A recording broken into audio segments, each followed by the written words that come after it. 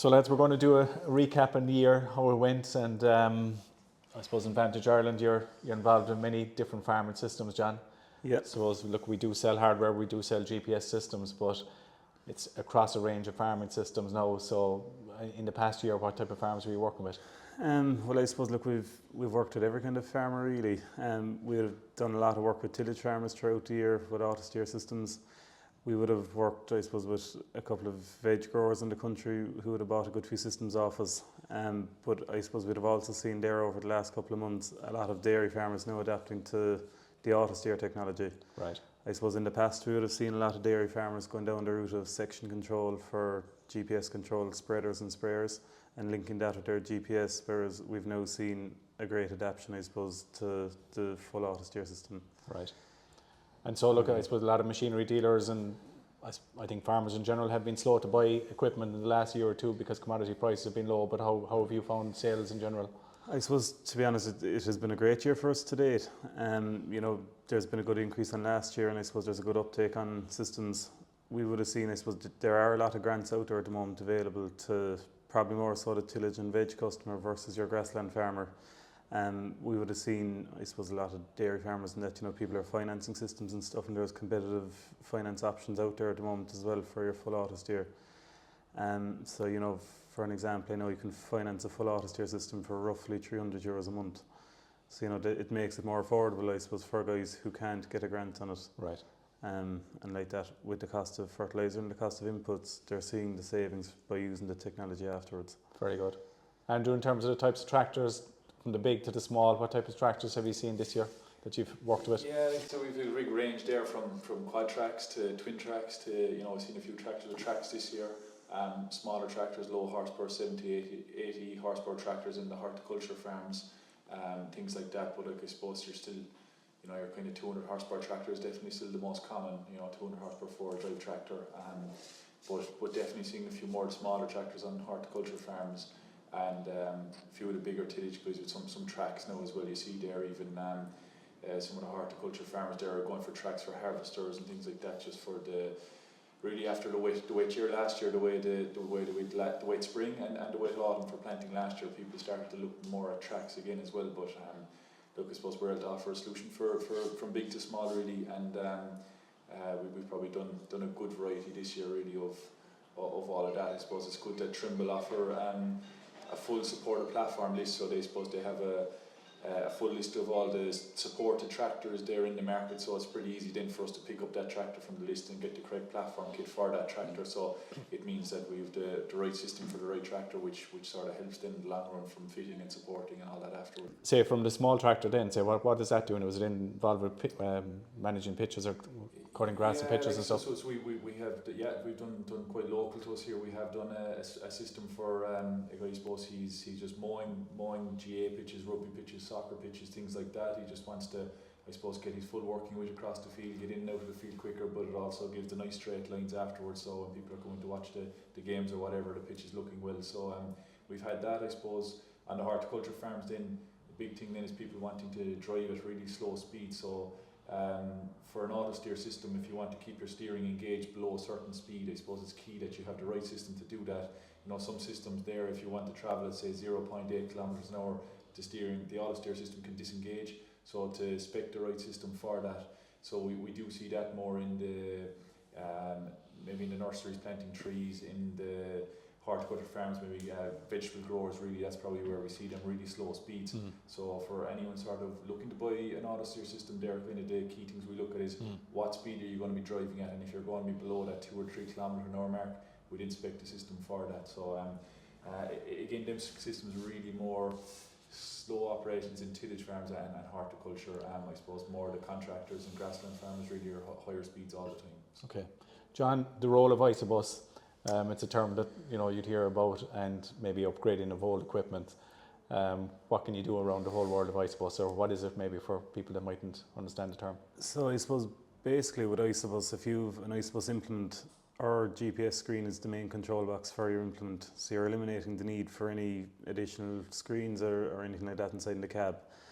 I suppose at the moment a lot of new implements, you have two different options, whether you go down the route of using its own terminal or going down the Isobus route. but also we can retrofit, I suppose, onto implements. So I suppose if you have a new tractor, more often than not they come with an isobus harness, which we would connect into. So we would connect our screen into the tractor's isobus harness. You would plug your implement into the back of the tractor, and our screen is the control box for it. Whereas we can also, I suppose, retrofit isobus into older tractors. So we've retrofitted isobus onto a Ford 7810 for argument's sake, and older machines like that wouldn't have the isobus technology.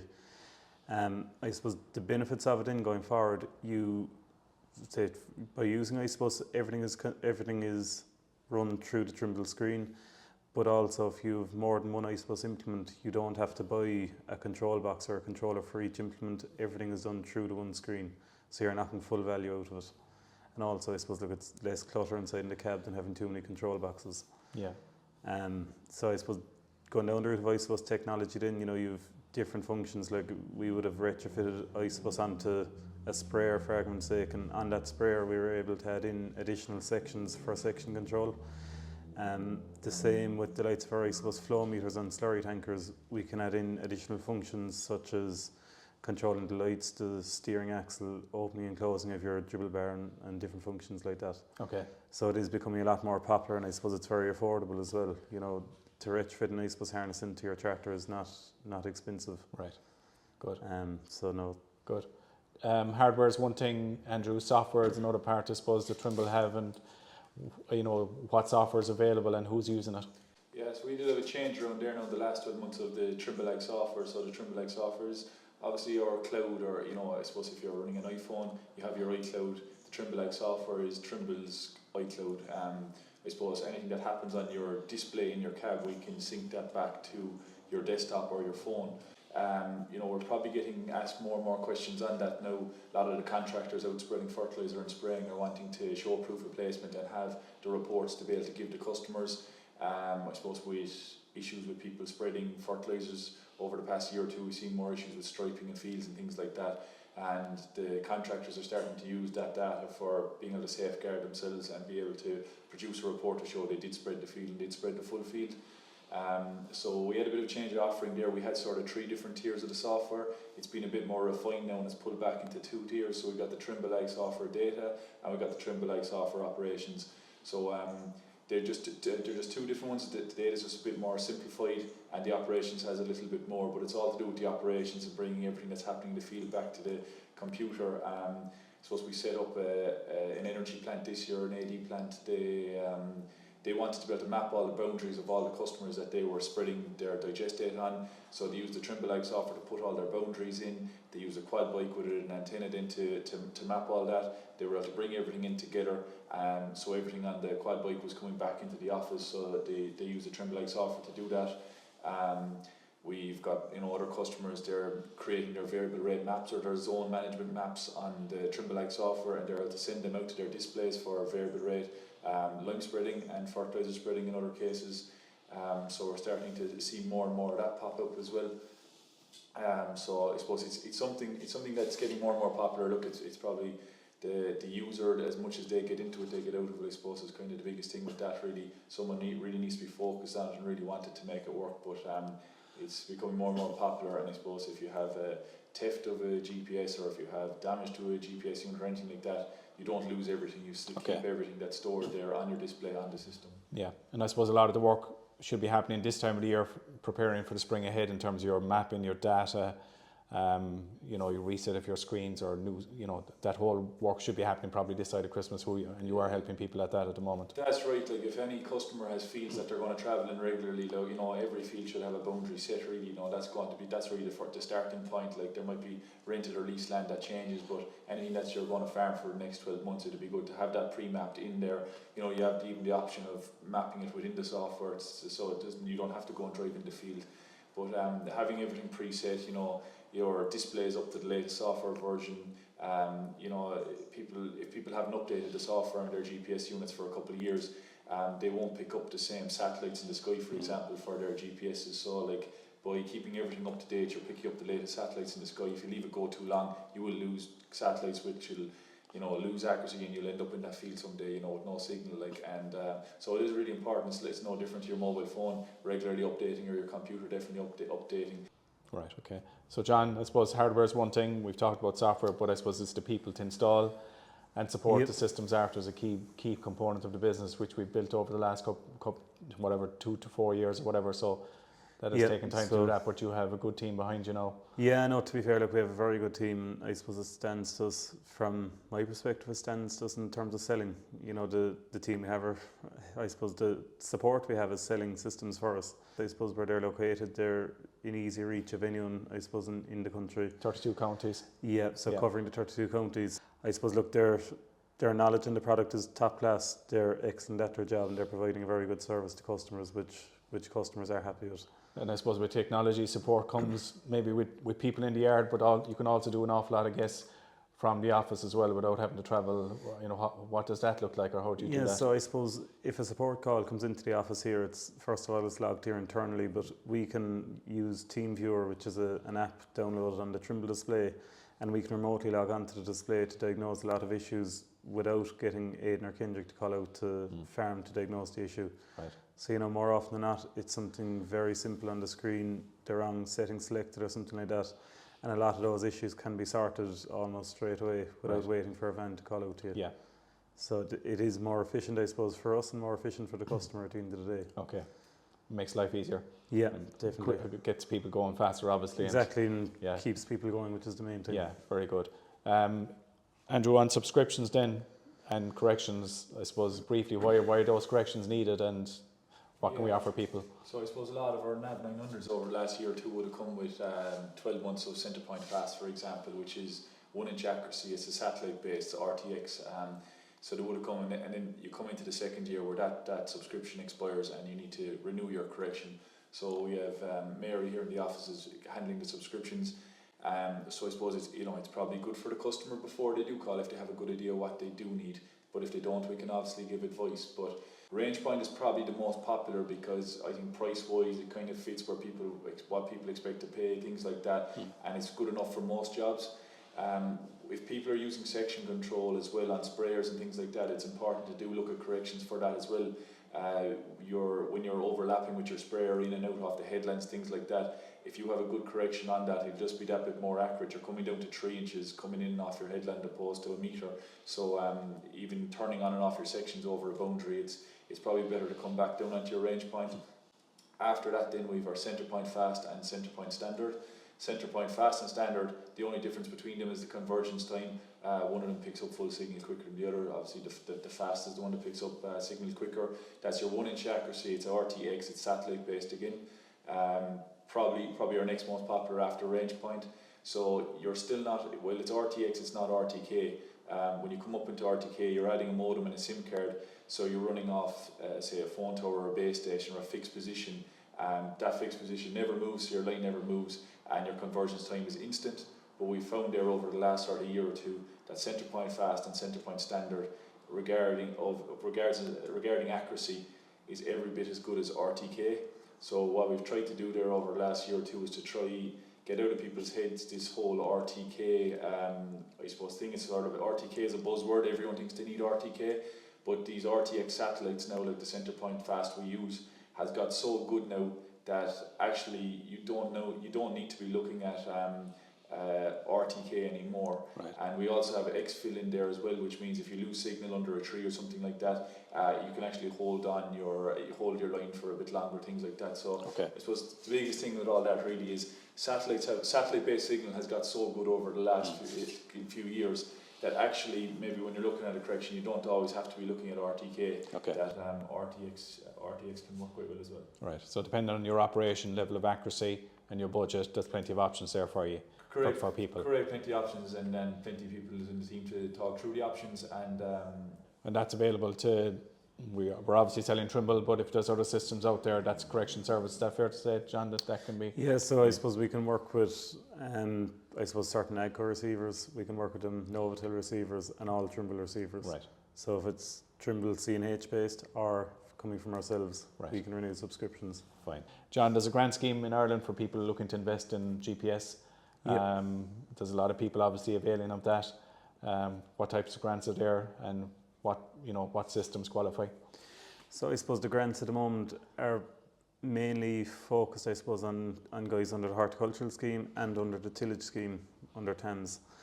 Under the tillage scheme, I suppose, to qualify, you have to have over 15 hectares of tillage, and maize doesn't qualify as a tillage crop. But I suppose if you do qualify under the tillage scheme, the reference cost for an auto-steer system is 9,988, so you'll get 40% of 9,988. For a manual guidance system, then for a GPS control unit, the reference cost is 3,938. Regarding the accuracy, for the grant we have to be over 200 mil accuracy, which is 8 inch. So I suppose if you decide to go down the route of an auto steer, they mainly come on between 3 inch and 1 inch accuracy, so they do qualify.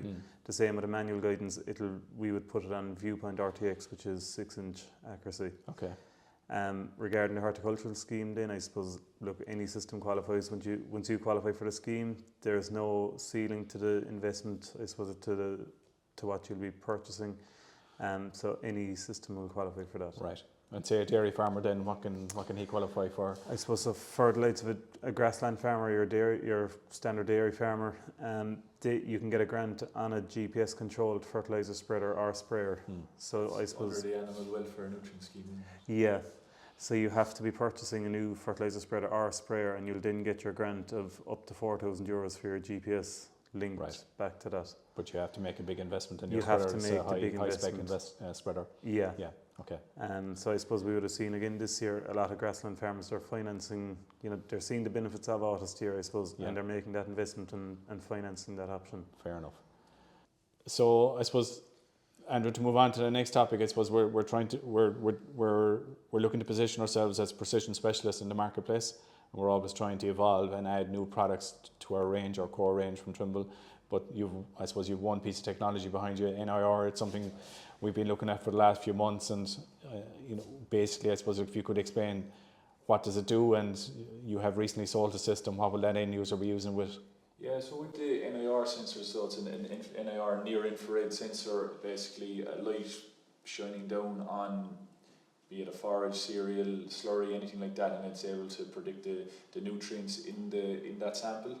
So I suppose we looked at a lot of different brands and a lot of different NIR sensors, and the one we sort of felt fitted well in Ireland was the Agri NIR from Dinamica Generale. So Dinamica Generale are an Italian company.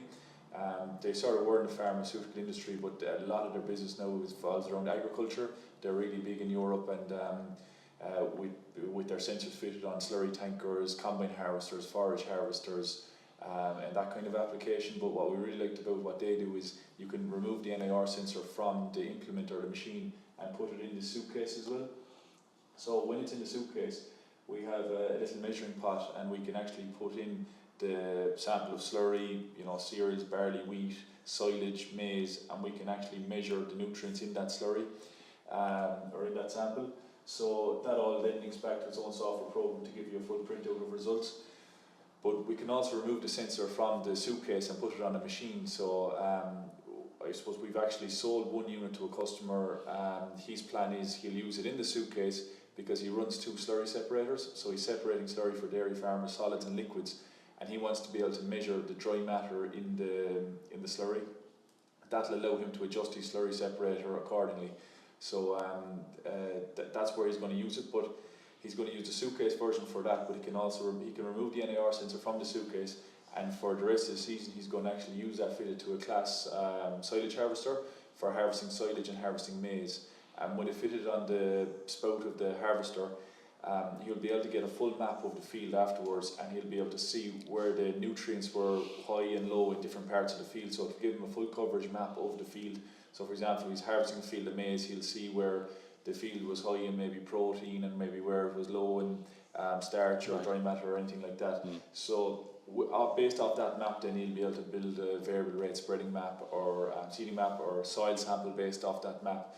So I suppose that'll be where it'll come in handy. So it's really about measuring nutrients in set ingredients. Most popular we're finding there, people want to be able to measure silage in the fields and silage in the pit, maize in the field, maize in the pit, cow slurry, pig slurry, digestate from energy plants, and then your list of cereals, barley, wheat, things like that. So so something we demoed over the last 12 months. We have now sold our first unit, I suppose, that will be fitting in early January, and you'll probably see more videos, information on that one unit in the field there as the months go on. There's been strong interest in it as well, but something we know is working and working well in Europe, so there's no reason why it won't work and work well in Ireland as well. Very good. So it's a technology that's coming. It's early days yet, but it has relevance, and we'll see a lot more of it. That's right. Like there's a lot of I suppose agronomists maybe and dietitians and things are using smaller handheld units, maybe things like that, which is fine. You can measure on the hand, but what we can offer here is we can fit it to an implement, run it through the isobus or anything like that, and we're able to match those nutrients to a position in the field with GPS control. So it's something there that we'll see more and more of in the coming years. And you would see it in Europe, I suppose, on slurry tanks as well, and it's applying the nutrients at specific rates and adjusting the rate based on the NIR. So what they're doing there, I suppose, Germany, Netherlands, they'll have the NIR sensor either on the inlet or the outlet of the slurry tanker. So when they're sucking the slurry in, they're measuring the nutrients and they're getting an average of the nutrients within the tank, and then they can adjust their spread rate, or else they'll have it on the outlet and they can spread based off, say, nitrogen values. So they can type in how many units of nitrogen they want to spread, and it'll actually apply that. How they're doing that is they have it connected to the vacuum pump on the tank, and they're varying the speed of the vacuum pump to apply the correct amount of nitrogen across the field. What they'll do then with the map afterwards, they'll have a map of the field and the nutrients spread across the field, and with that nutrient map they can then top up the ingredients with chemical fertilizer with their fertilizer spreader, so they can pick out where they want to top up the nutrients, put that map in their GPS control fertilizer spreader and top the nutrients up across the field. By having a GPS control, we can keep it in boundaries, keep it in buffer zones, and we have all that data there and to follow back on. Very good. Andrew, we have a Weed Seeker project then as well. It's technology that Trimble are selling.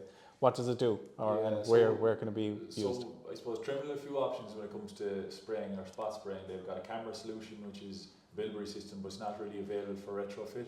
So we have the Weed Seeker 2. There was the earlier Weed Seeker, but the Weed Seeker 2 is basically spraying by sensors, or similar to cameras.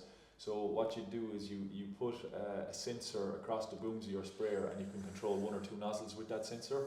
So it's a green on brown system. So if you've got your brown field, you're spraying what's green.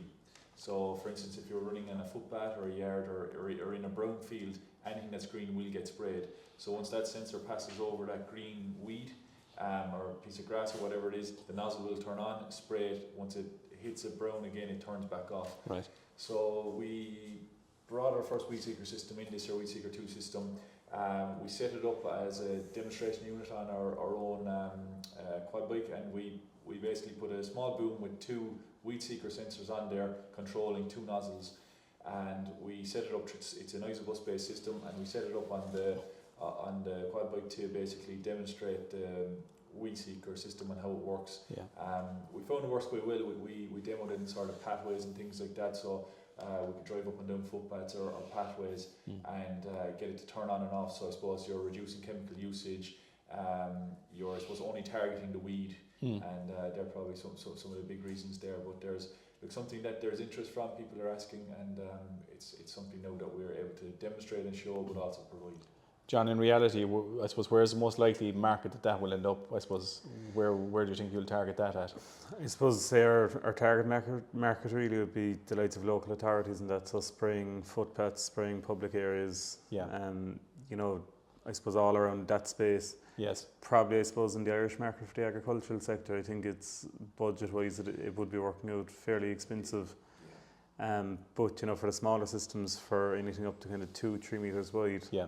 I think it would work well in that sort of space. And again, linking that data back to the likes of your Trimble software, so being able to record exactly what material has been sprayed, where it has been sprayed, and having proof of placement. Yeah, fine. And I suppose, look at councils, they have an obligation under sustainability and stuff like that to reduce spray usage and stuff like that. So it is a product I think that would fit them well. There are massive savings to be made by using it.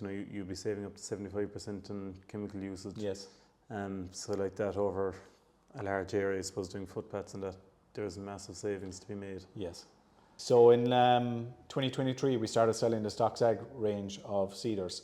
It's a product that's made in the UK, and I suppose we're at it now 2 years. it has taken time to grow sales and get awareness of it. But I suppose, what does it do, John, the product range? Or So I suppose we have three main products from Stocks Ag. We have our Fanjet Pro, our Rotojet and our Turbojet. So say the Fanjet Pro is a spinning disc seeder for the likes of slug pellet application on a quad bike. For customers, I suppose, have put them on grass harrows for stitching grass into paddocks and stuff like that. Moving on then, I suppose we have the Rotojet and the Turbojet. So both of those options are pneumatic. The Turbojet we will, as of next year, be offering a hydraulic option with that as well. But I suppose the Rotojet is anything up to 4 metre implement, in 4 metre wide implement, and the Turbojet then goes from 4 metres up to 10 metres wide. So again, I suppose on all three systems there are TAMS grants available for farmers. So once you have a herd number, you can get a grant on the system, and I suppose like that you're getting a 40 to 60% grant on, well, the reference cost I suppose is matching the full retail price of the units at the moment. right. So I suppose they are a very well built machine. You know, we did a lot of research into different manufacturers, I suppose, and different systems on the market here in Ireland, and we found Stocks were the best, that they're a well built machine. You know, there's, I suppose, the likes of the Fanjet Pro, there's benefits such as, you know, on the opening and closing of the shutter inside in the hopper, there's 2 actuators. We would have seen with alternative options, I suppose there was only one, and they jam over time. So, you know, there's things like that. I suppose the pipe size on your pneumatic options, then the pipe size is 31 mil, versus the nearest competitor is 25 mil, I think. So it's a bigger pipe, again, able to go to those wider widths. Okay. So they're a good machine and proving very popular now at the moment. Andrew, what are you seeing in terms of cover crops, or kind of maybe what are you seeing in the marketplace and people doing different things? So yeah, cover cropping's got huge, I suppose. You know, different schemes now and things like that available. A lot of people trying to get, you know, smaller seeds, but there's also people using bigger seeds as well. But something we probably saw this year now is a lot of people are trying to, you know, mix cover crops. So they're trying to big seed and large seed, maybe some bigger seed like vetch with some smaller like turnip seeds or mustard seeds, things like that. And I suppose when you mix the two seeds together, I suppose you need to have the right way to apply that. Then I suppose by just a gravity fed hopper onto a spinning disc, you know, you're going to have issues with 2 different size seeds when it's gravity fed.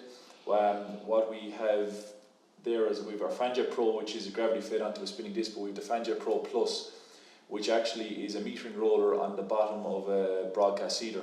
And by having the metering rollers, it'll meter the seed much more evenly down onto that spinning disc, and it helps with the mixed cover crops. So I suppose we'd always say someone looking at spreading mixed cover crops, different seed sizes, to look at the machine that you want to do it. I suppose you'll always find someone wanting to buy the cheapest applicator possible, but what they're doing might be quite technical.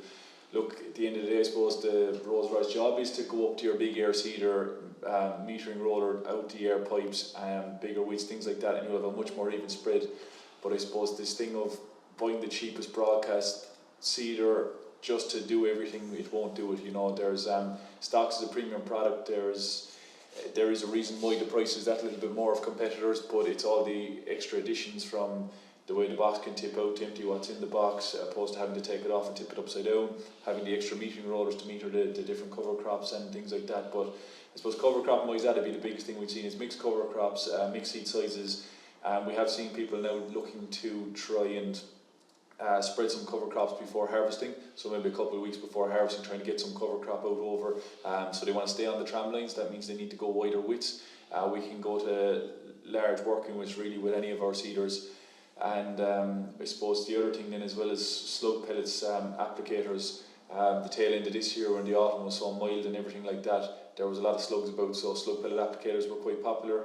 Like talking to farmers out and about there with, you know, by just putting a piece of slate down inside in the field there, just seeing the amount of slugs the next day up on top of that slate. Like, so with that really mild autumn we had, you know, we were pretty late this year before we saw any frost or anything like that, or any cold weather come in, so that put a big push on in slug pellet applicators as well. But being able to spread slug pellets up to 24 metres there with a box that's covered under a TAMS 3 grant, you know, it's probably is a pretty good solution for spreading slug pellets with a quad bike, and that's where we'd see the biggest solution for quad bikes there. And I suppose, John, what we've seen since we've started selling it, we've people who have boxes maybe 20-25 years coming to us looking for spare parts. Yeah, and they've stood the test of time out in the marketplace, and Yeah, no, to be fair, like, look, they are a very well built machine. We'd have existing Trimble customers, I suppose, who would have got onto us, who would have had stock sag units not bought from ourselves, looking for spare parts and like that. They would be up to 20, 25 years old. Yeah. So, you know, they're a good machine, I suppose, and we can provide all the spare parts needed and also, obviously, new solutions. Perfect. Yeah, good. Flow meters. Yeah. It's So- a product range we have, and you're developing solutions around that. You know, what, I suppose if I ask you first, why are people buying flow meters?